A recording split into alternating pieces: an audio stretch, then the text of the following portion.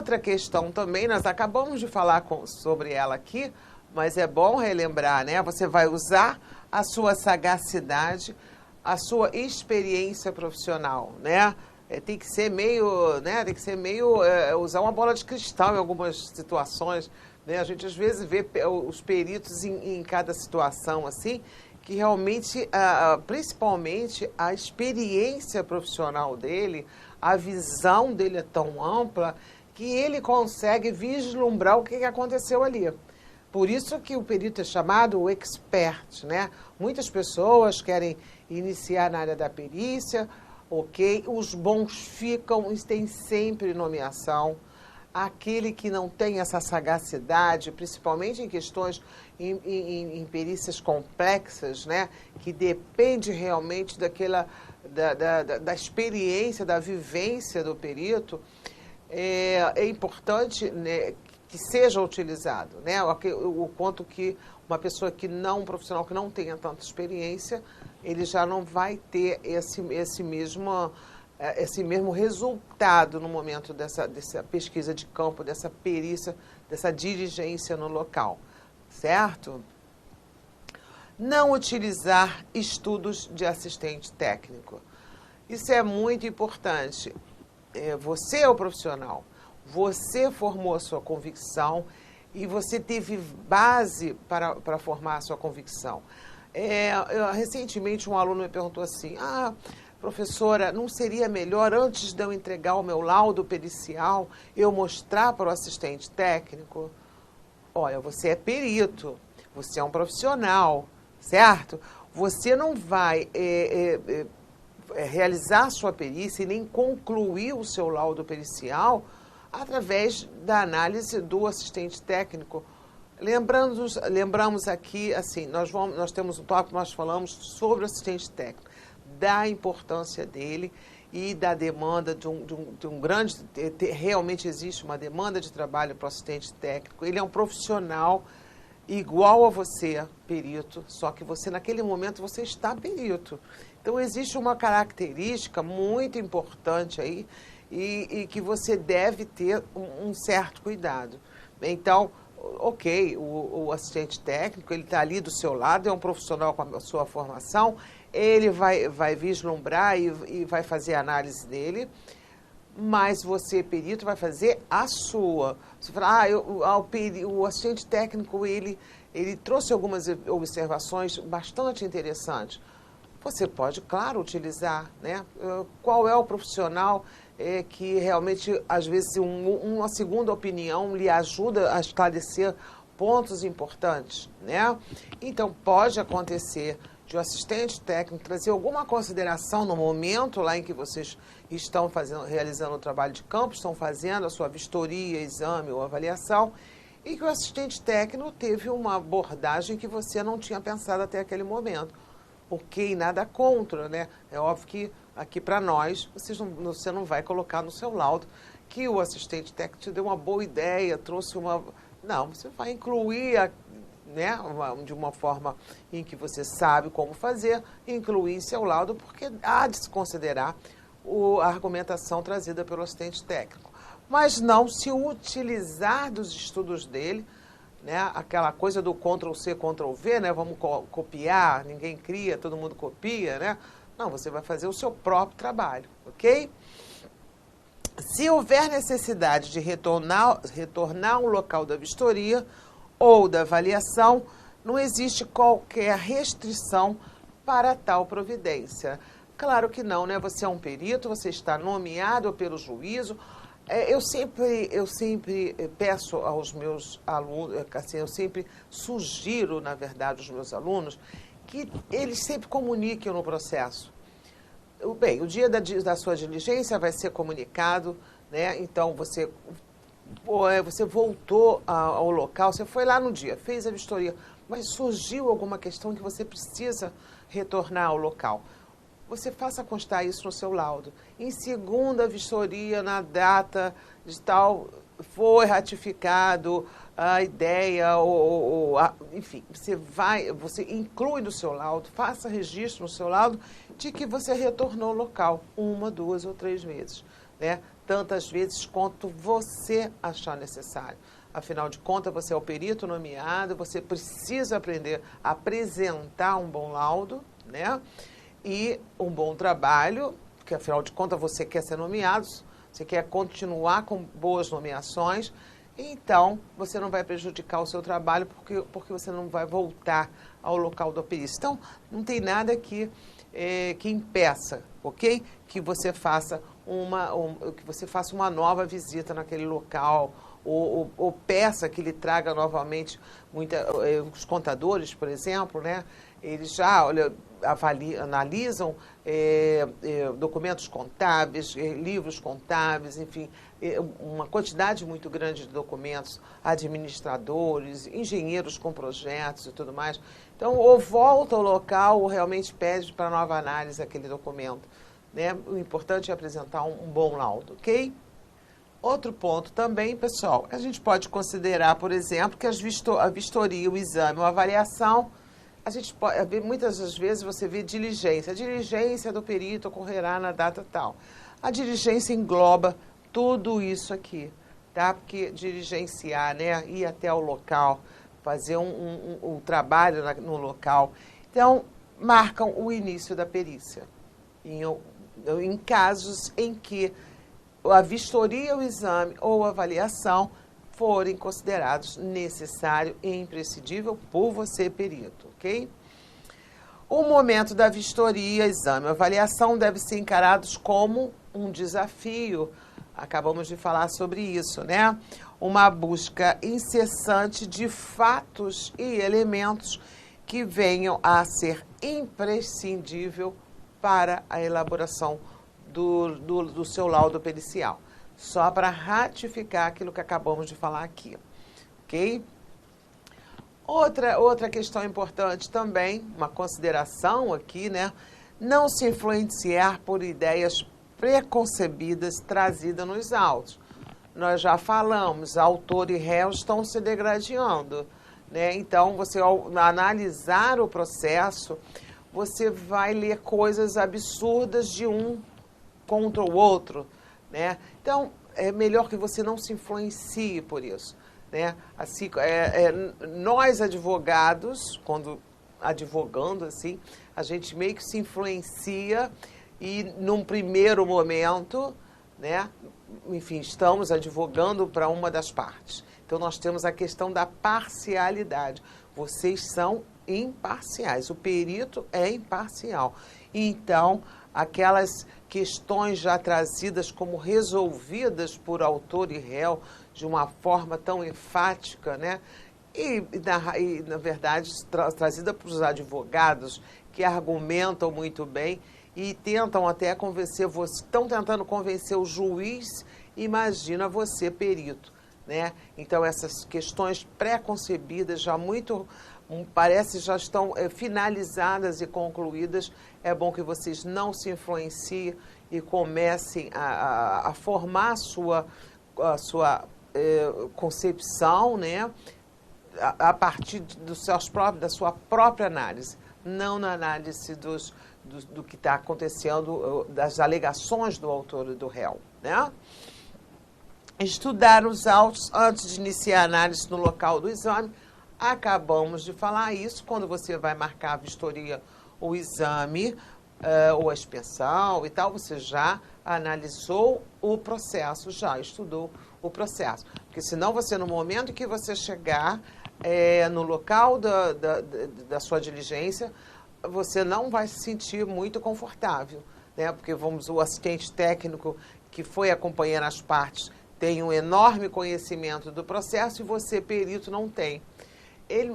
Naquele momento ele vai entender que você não estudou o processo, você não sabe o que está acontecendo no processo e foi para aquela diligência sem realmente dominar o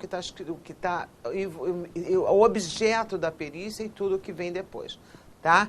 Então, gente, estudar bastante o processo quando for para a vistoria, para que não seja assim, atingido por uma questão, uma situação bastante constrangedora, né? Outra consideração que eu trago aqui para você. Olha, esforçar-se nos questionamentos a todas as pessoas que possam explicar os fatos ocorridos. Estas comparecerão a seu pedido, ou seja, você vai comunicar os advogados, olha, que nem você vai necessitar conversar com tal pessoa em tal dia, horário, local e tudo mais. Óbvio que você vai comunicar isso no processo também, né? Faz uma petição ao juízo da necessidade de que essa pessoa compareça no dia e local em que você vai agendar, além de comunicar aos advogados também. Muitas das vezes até se fala por telefone, porque todo o processamento de petições a juntar no processo, às vezes é demorado, então você faz a petição, deixa lá, porque você já registrou isso, mas você pode ligar para o advogado também e fazer constar que você vai necessitar que certa pessoa esteja naquele momento por conta de uma entrevista que você vai necessitar fazer, tá? Então, na verdade, o objetivo é que você faça um bom laudo, que você responda os quesitos de uma forma muito profissional e muito segura. Então, tudo que necessitar, né, claro que sem exageros, né, sem coisas que não façam muito sentido, você pode requerer, o juiz vai deferir, porque afinal de contas, ele precisa resolver aquela lide, ele precisa sentenciar aquela questão e você, sendo os olhos dele, né, ele não vai de forma alguma criar obstáculo para deixar, não vou deferir a entrevista a essa pessoa, né? Se você fez o pedido, você é um perito e é porque você realmente necessita, tá? Vamos continuando. Peticionar o juízo em caso de qualquer imprevisto ou situação que tenha impedido ou obstruído o trabalho da perícia. Olha, são muitas as situações em que o perito precisa até de força policial para chegar àquele local, né? Então, óbvio que você não vai ter um enfrentamento com ninguém. Então, basta que você comunique ao juízo: eu estive no local tal para a realização da vistoria, do exame, enfim, ou da avaliação, e fui impedido por fulano de tal. Enfim, você vai explicar a narrativa, a dinâmica do que ocorreu e pedir ao juízo providências.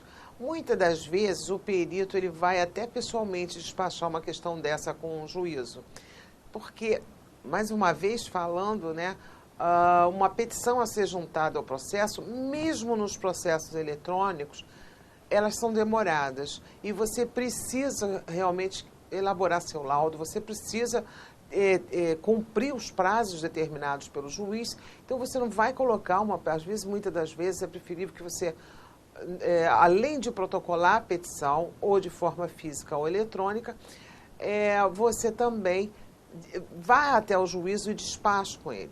Fala: olha, eu preciso fazer, estou indo fazer essa diligência, preciso reagendar, na verdade, essa diligência por um fato que ocorreu em que pode gerar uma certa violência e tudo mais, e eu vou precisar ou reforço policial, ou seja lá o que for, né? Então, você vai comunicar ao juízo ou mesmo que não tenha nada a ver com violência, mas muitas das vezes aquele réu, a pessoa que acha que o perito vai prejudicá-lo, ele faz de tudo para impedir que o perito adentre até as instalações de uma empresa, ou vistorie um equipamento que está lá na sua fábrica. Enfim, várias situações ocorrem. E, olha, vamos desmarcar, vamos remarcar para outro dia, hoje não, esse dia não está bom. Olha, quando marca você marca essa vistoria e você já avisa com antecedência, que está lá a antecedência prevista em lei que nós estudamos aqui. Então, no momento em que vai acontecendo fatos em que você não consegue realizar o seu trabalho, você tem que comunicar ao juízo, né? Afinal de contas, você é o perito nomeado por ele.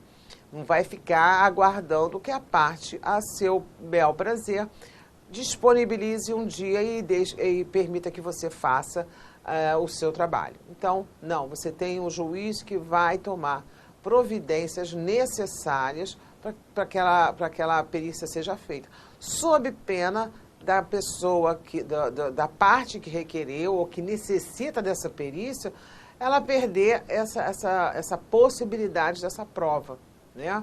Então, você não aceite isso, comunique ao juiz e solicite providências, ok? Aqui falando até em relação a contadores, economistas, enfim, tributaristas, né? Em caso de perícias contábeis, né? Citar sempre nos laudos os documentos analisados, como os livros comerciais, etc. Isso cabe para qualquer um. Tudo que foi analisado é bom constar no laudo pericial, o que foi analisado, enfim, né? Também narrar. Citei a questão dos livros contábeis e você leva esse exemplo para a sua área de formação, ok?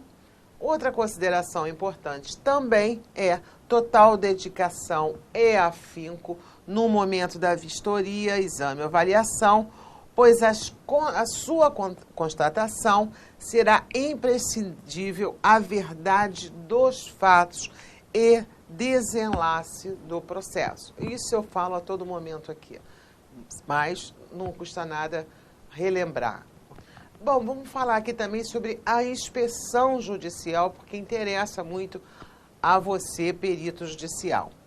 O artigo 481 do Código de Processo Civil, ele diz: o juiz de ofício, ou seja, de iniciativa dele, ou a requerimento, a pedido da parte, pode, em qualquer fase do processo, inspecionar pessoas ou coisas a fim de esclarecer sobre fato que interesse à decisão da causa.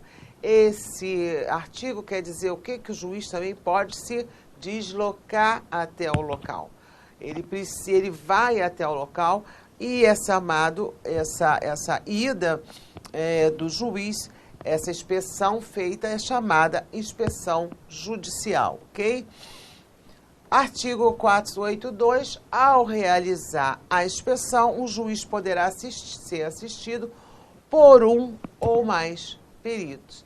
Então, se você receber uma nomeação desse tipo, você já sabe que é por conta de uma inspeção judicial realizada pelo juiz e que você foi nomeado para acompanhá-lo, ok? E o artigo 483, ele diz: o juiz irá ao local onde se encontre a pessoa ou a coisa quando, inciso 1, julgar necessário para melhor verificação ou interpretação dos fatos que deva observar. Isso pode acontecer até numa situação em que o perito já esteve lá e ele decide fazer uma inspeção também, tá? Veja só. 2. A coisa não puder ser apresentada em juízo sem considerável despesas ou grandes dificuldades. Vamos pensar aí em pessoas internadas em estado grave,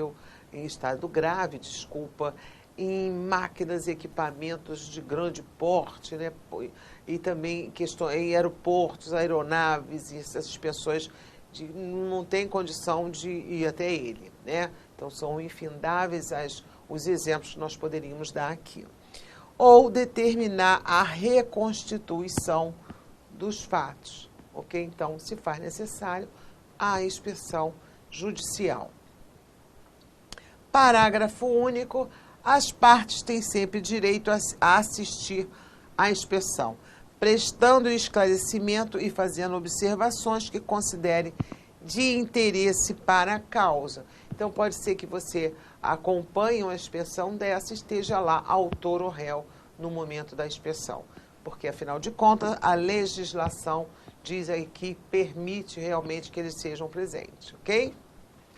No artigo 484, descreve como será feita essa inspeção, né? O auto que será lavrado pelo juízo, tá? E registrado e tudo mais. Vocês podem ler com calma esse artigo, ok?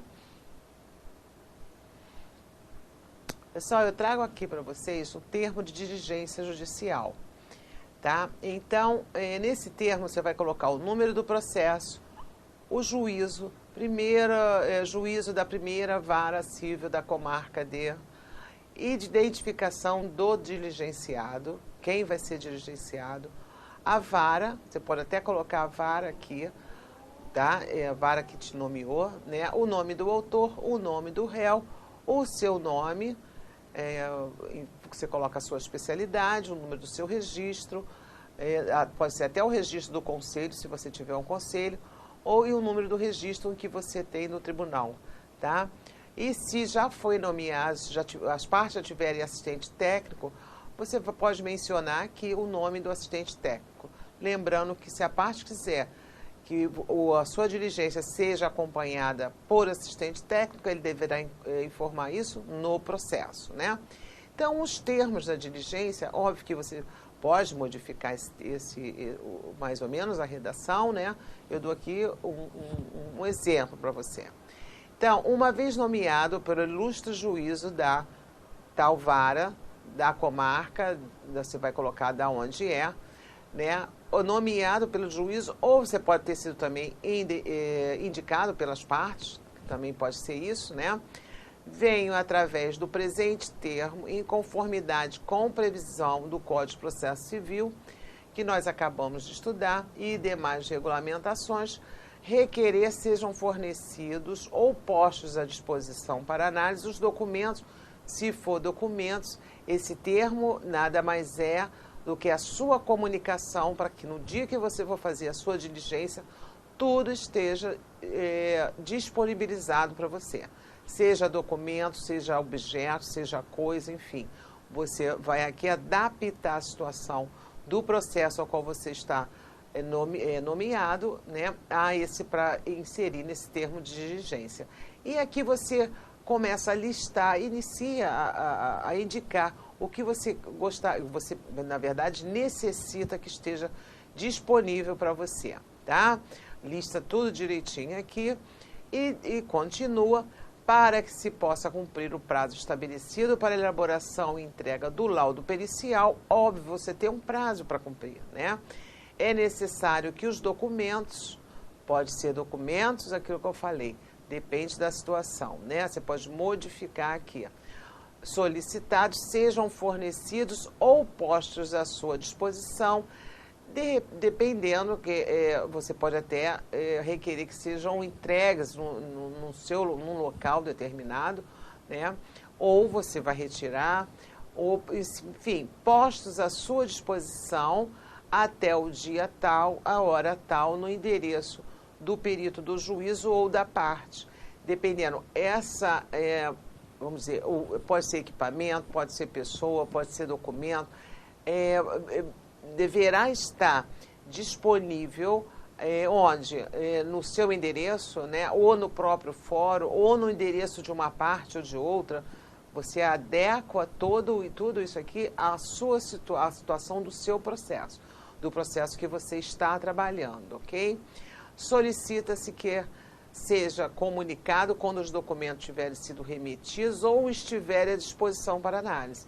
Em caso de dúvida, solicita-se esclarecer diretamente com você no endereço e telefones tais, ok? Então, isso hoje em dia, enfim, existe também a comunicação via e-mail. Você pode até enviar isso aqui por e-mail para os advogados, tá? Das partes, né? E depois inserir, se for o caso, uma cópia no seu laudo pericial ou numa petição ao juízo, para que você sempre esteja protegido, que você comunicou às partes o dia e horário da diligência e o que você vai efetivamente necessitar nesse momento, tá? E se identificar, nome e identificação sua, com o número do seu registro no seu órgão de classe, se você tiver órgão de classe, ok? Então, é mais ou menos isso que você deve fazer no termo de diligência judicial, fazendo as adaptações para o seu caso específico, ok? Então, pessoal, ficamos por aqui nessa aula de hoje. Até a nossa próxima aula. Qualquer dúvida, me envie pelo fórum ou tira dúvidas, ok? Até lá!